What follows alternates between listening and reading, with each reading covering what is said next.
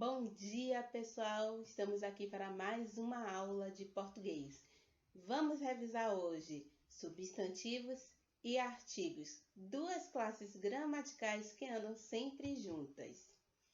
Então, os substantivos são aquela classe gramatical, né? Eles fazem parte da classe que nomeia, é aquela que dá o nome das coisas, dos seres animados e inanimados, das pessoas, dos locais. E então nós temos a classificação. Eles são classificados em 5. O primeiro é o substantivo comum.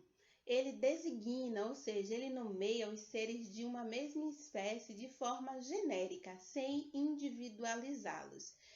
Como, por exemplo, cachorro, menino, cavalo, homem. Já o substantivo próprio é aquele que nomeia um ser de uma mesma espécie, só que de forma individualizada, certo? E aí nós temos os substantivos próprios, os nomes de pessoas, de locais e assim por diante. Observem os slides. Já os substantivos concretos são aqueles que existem independentes de outros seres, certo? Eles conseguem, vamos dizer que, sobreviver sem que tenha um outro ser, uma outra pessoa ou outra coisa para que ele exista. Não confundam aqui independer de outro ser, como, por exemplo, tem aí lâmpada, né? A lâmpada. Ah, professora, mas para a lâmpada existir, precisou que alguém criasse ela. Sim, mas depois que ela foi feita, foi formada, né? O vidro, tudo lá foi montada, ela consegue existir enquanto lâmpada sem que eu precise estar junto dela, certo? Vamos dizer que eu sou uma marceneira e eu faço uma cadeira. A cadeira, ela consegue existir sem que eu esteja perto dela toda hora. Imagine se toda cadeira, para ela ter função, o marceneiro que fez a bendita da cadeira tivesse que ficar do lado dela. Então, vocês têm que entender essas coisas. Por que isso? Porque os substantivos concretos, eles existem independentemente. Já os substantivos abstratos, eles precisam de alguma coisa ou de algum ser para existir. Por exemplo, o amor, ele só existe se alguém sentir amor. Se ninguém sentir amor, o amor não vai existir. Se ninguém sentir ódio, o ódio não vai existir. Tão bonito falando assim, né? Mas vamos que vamos. E por fim, os substantivos coletivos. O próprio nome já diz: coletivo, coletividade, agrupamento de seres, coisas, objetos ou animais de uma mesma espécie.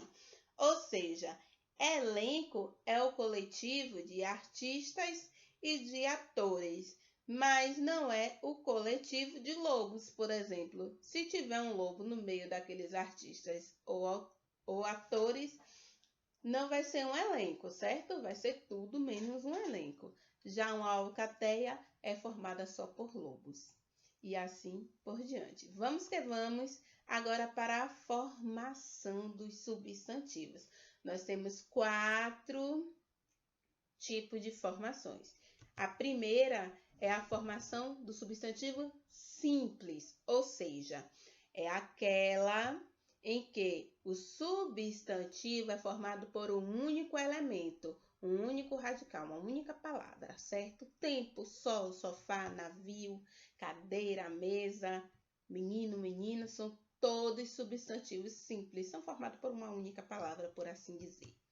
Já os substantivos compostos, ou seja, eles são compostos, eles são formados por 2 ou mais palavras, como guarda-chuva, girassol, perna longa, guarda-roupa, certo? Também temos o substantivo primitivo. que é aquele que não deriva, ou seja, ele não origina-se de nenhuma palavra. Ele apenas existe, como tempo, limão, pedra, chuva. Não há uma outra palavra que gerou essas. Mas os substantivos derivados, esses sim, eles vêm de outras palavras. Por exemplo, temperatura é formada a partir de tempo. Limoeiro é a partir de limão. Pedreira é a partir de pedra. Chuvisco é a partir de chuva. Então, todos esses substantivos, eles sofrem flexões, ou seja, eles sofrem mudanças, certo? E a primeira delas é a mudança de gênero. Então, a gente divide muito, né? O que é feminino, o que é masculino, o que é de menino, o que é de menina. Mas, em relação à divisão dos substantivos, quanto ao gênero, eles podem ser de duas formas. Primeiro, vamos ver os substantivos uniformes. Uni, uma. Formes, formas. Então, são substantivos que têm uma única forma, uma única escrita, certo? E que serve tanto para o masculino quanto para o feminino. E aqui nós iremos ver como é que nós podemos diferenciá-los. Primeiro, nós temos os substantivos uniformes epicenos. Eles têm um único gênero, eles são escritos com um único gênero, mas eles nomeiam apenas bichos. Não existem substantivos epicenos que nomeiam pessoas, ok? Existem substantivos epicenos que nomeiam, bichos. Por exemplo, a cobra macho, a cobra fêmea. O jacaré macho. Nós temos o jacaré macho e o jacaré fêmea. Não é a jacaré fêmea, não é o cobra macho. Porque esta palavra é um substantivo uniforme. Ela vai ter uma única forma e para designar quem é o masculino, quem é o feminino, no caso dos animais, nós usamos macho e fêmea.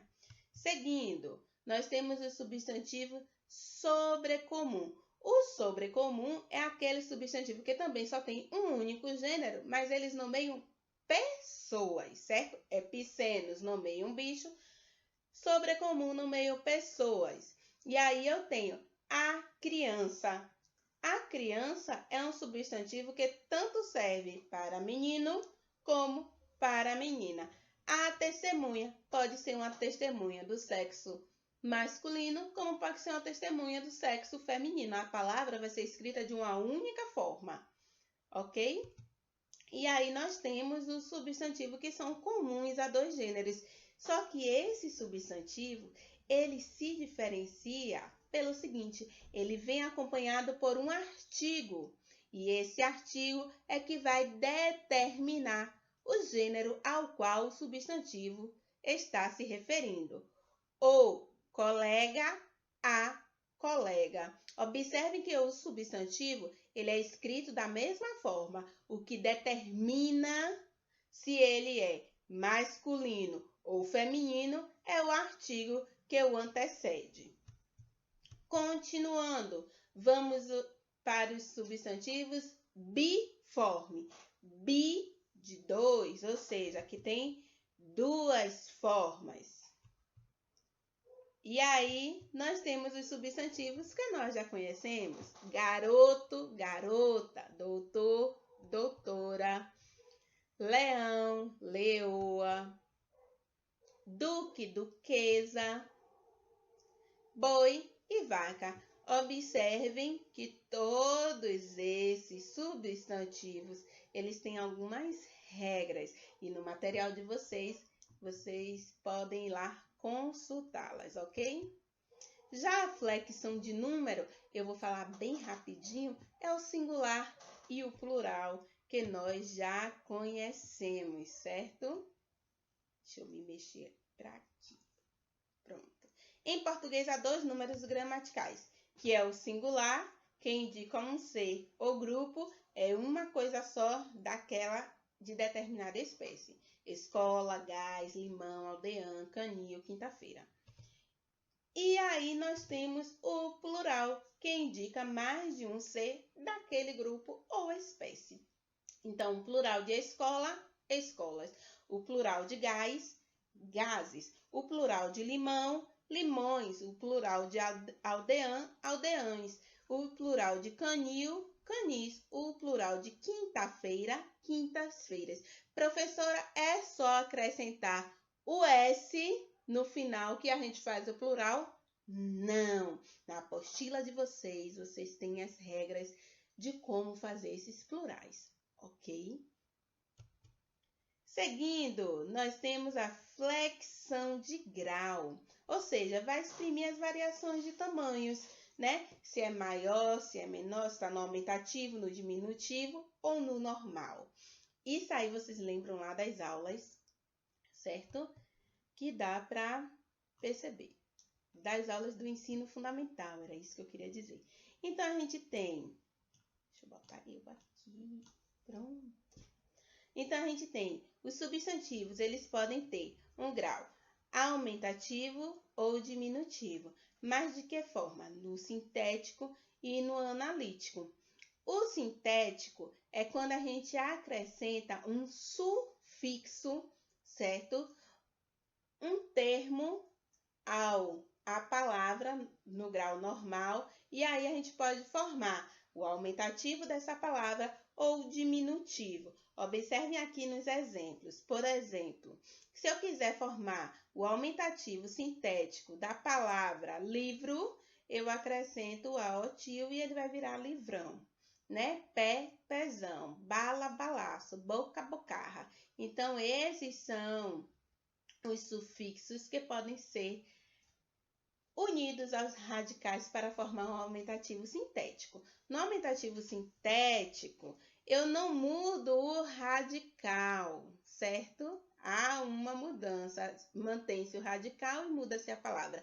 A mesma coisa para o diminutivo sintético, certo? E aí eu tenho minhozinho, zito, ito, ulo, e aqui os exemplos.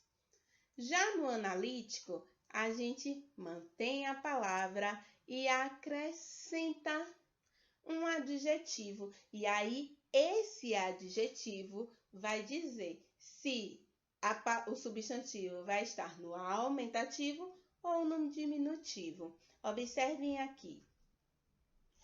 Nós temos adjetivos enorme, gigante, imensa, colossal. Livro, grande. Ao invés de eu chamar de livrão, que é um aumentativo sintético, eu digo que é um livro grande, um livro enorme.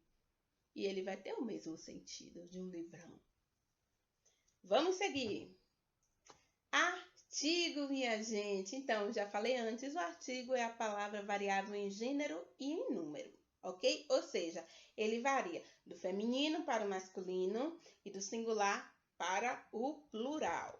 Seguimos aqui. Nós temos dois tipos de artigos, que são os definidos, ou seja, eles determinam dentro de uma espécie, ou um ser que é conhecido ou que já foi citado no livro. Nós faremos atividades e vocês poderão ver isso melhor. E nós temos os indefinidos, que é um representante. Eu posso dizer assim, eu passei em uma rua e eu vi uma casa. Que casa, professora? Não sei, é uma casa. Mas se eu digo assim, olha, eu fui na rua da escola e a casa do portão amarelo, né? Então, vocês vão na rua da escola e vão ver a casa do portão amarelo, vocês vão saber de qual casa eu estou falando. Quando eu uso o artigo a, eu defino qual é a casa. Mas quando eu digo uma casa, pode ser qualquer casa daquela rua. E agora, minha gente, vamos treinar um pouquinho. Então, eis a questão. Essa atividade é a atividade do formulário. Então, eu escolhi duas questões, uma de substantivo e outra de artigo, para que a gente treine um pouquinho como é que caem esses assuntos em provas como o do Enem, ok? Vamos lá, a questão é a seguinte, acompanhe aí a leitura. Quaresma despiu-se, lavou-se, enfiou a roupa de casa, veio para a biblioteca, sentou-se a uma cadeira de balanço, descansando. Estava num aposento vasto e todo ele era forrado de estantes de ferro. Havia perto de 10, com 4 prateleiras, fora as pequenas com os livros de maior tomo. Quem examinasse vagarosamente aquela grande coleção de livros havia de espantar-se ao perceber o espírito que presidia a sua reunião. Na ficção, havia unicamente autores nacionais, ou tidos como tais: o Bento Teixeira, da prosopopeia, o Gregório de Matos, o Basílio da Gama, o Santa Rita Durão, o José de Alencar, o Macedo, o Gonçalves Dias, além de muitos outros. Então, esse é um excerto, ou seja, uma parte, um parágrafo do livro Triste Fim de Policarpo Quaresma. Observem bem o que é que a questão vai pedir. Na questão, no texto, o uso do artigo definido anteposto aos nomes próprios dos escritores brasileiros, ou seja, esse último trecho aqui, o último período, o Bento Teixeira, o Gregório de Matos, o Basílio da Gama, o Santa Rita Durão. Observe o que a questão pede. Ela pede para que você diga o que é que esse artigo anteposto, ou seja, que vem antes do substantivo próprio, o que é que ele está querendo dizer? Aí nós temos letra A, B, C, D e E. Na letra A, diz o seguinte: demonstra familiaridade e o conhecimento que o personagem dos autores nacionais, que o personagem tem dos autores nacionais e de suas obras. Vamos ver o resto. Consiste em um regionalismo que tem a função de caracterizar a fala pitoresca do personagem principal. Regionalismo quer dizer que é o modo de falar de uma determinada região. Será que se fala assim no Nordeste? Será que se fala assim no Sul, no interior, na capital? Isso quer dizer o regionalismo. Pitoresca, ou seja, que é engraçado, que é pitoresco, que é uma palhaçada. Eu acho que não. Vamos ao seguinte. É uma marca da linguagem culta, ou seja, formal, cuja função é enfatizar o gosto do personagem pela literatura portuguesa. Não, o personagem apenas está dizendo que lá tem o fulano de tal. Quando eu digo, olha, eu saí e encontrei o João, é porque eu conheço o João. Entendeu? E aí tem, letra D, consiste em um recurso estilístico do narrador para mostrar que o personagem vem de uma classe social inferior. Nada a ver, porque se eu vou voltar na questão. Quaresma, ó, ele lavou-se, enfiou a roupa de casa, uma roupa de dentro de casa, foi para a biblioteca, né? Então, uma classe inferior quer dizer o pobre. Quaresma tem uma casa onde ele pode chegar em casa, se enfiar na roupa de dentro de casa, ir para a biblioteca. Ele tem um cômodo da casa a mais, que é uma biblioteca. E sentar na cadeira de balanço. E aí ele descreve a biblioteca. É um aposento vasto, ou seja, é um aposento grande. É uma casa grande. Minha gente, casa de quem faz parte da classe inferior vai ter tanto cômodo assim? Se liguem, olha as pegadinhas. Voltando aqui, nada a ver dizer que o modo de falar para mostrar que o personagem vem de uma classe inferior. Nada a ver. Indica o tom depreciativo, ou seja, pejorativo. Está dizendo que Quaresma, quando ele fala com o qual o narrador se refere aos autores nacionais, reforçado pela expressão tidos como tais. Vamos voltar ao texto.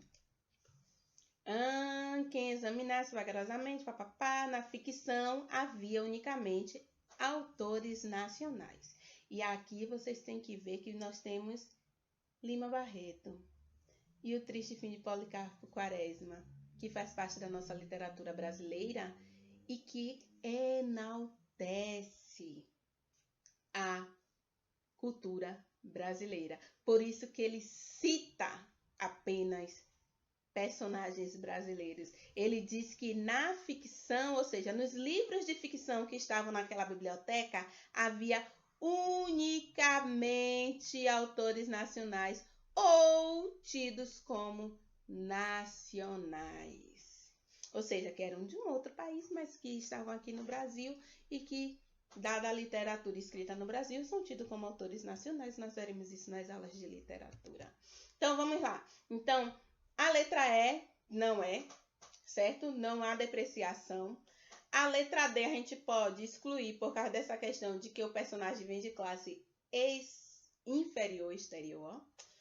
Aqui diz que é uma marca de linguagem culta, não, porque nós aqui do dia a dia a gente fala. Eu falei com o João, com o Francisco. Consiste em um regionalismo? Não, porque, por exemplo, eu sou baiana e eu falo assim, vocês são de Alagoas e vocês falam assim. O pessoal do Sudeste, por exemplo, de São Paulo, utiliza muito o artigo na frente do nome próprio, mas demonstra uma familiaridade e o conhecimento que o personagem tem dos autores nacionais e de suas obras, ou seja, ele coloca aquele artigo ali na frente para dizer que eles são únicos, né? É o Bento Gonçalves, não é qualquer José de Alencar, é o José de Alencar que escreveu vários livros, certo?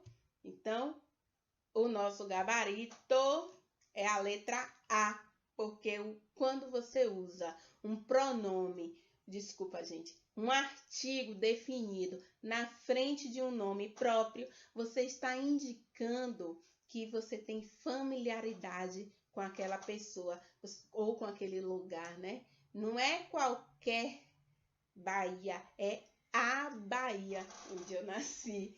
Não é qualquer José de Alencar, é o José de Alencar, escritor brasileiro. Sigamos.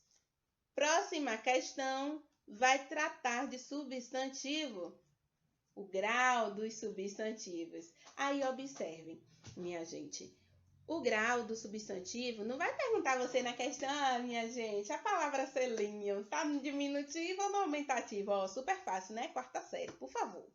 Vamos lá. Selinho, sim, mas só para poucos. Primeiro, Hebe Camargo, toda animada, pediu a Silvio Santos um selinho. Beijinho, né? Selinho. Não ganhou. Nem selinho, nem selo, nem selão. Ouviu dele categórico. Em seguida, Gilberto Gil entrou no palco de mão estendida para cumprimentá-lo. O que fez o apresentador? Disse: selinho, esticou os lábios e zás. Tascou um beijinho na boca do músico.